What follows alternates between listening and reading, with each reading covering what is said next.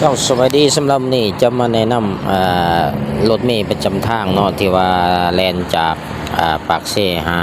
วังเตาทรงเมกเนาะวางสายแดนทรงเมกวังเตาเนาะหรือว่าวังเตาทรงเมกประเทศลาวและประเทศไทยเนาะ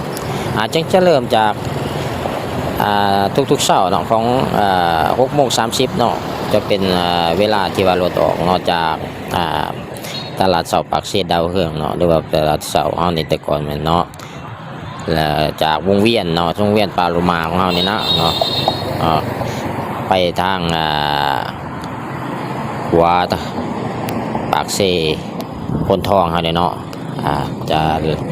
เริ่มแล่นมีเที่ยว6:30เนาะจะสลับสับเปลี่ยนกันในแต่ละอาทิตย์เนาะซึ่งว่าจะมีเบอร์โทรติดต่อให้อยู่ในคลิปวิดีโอนี้เนาะเจ้าถ้ามีก็แนะนำให้ทางผู้โดยสารที่ต้องการไปบางเต่าเนาะส่งเมกเนาะก็ติดต่อได้ทางเบอร์โทรที่ว่าได้โพสต์ไว้อยู่ในวิดีโอในส่วนนี้เนาะHello and now I will advise or suggest about public bus from Pak Se to Vang Tau Song Mek Sik Proi border Laos and Thailand border and it starts from 6:30 every day rotates every class is a service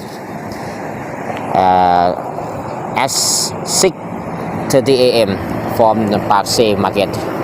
to Vang Tau Song Mek Sik Proi Laos Thailand border. If you need to go to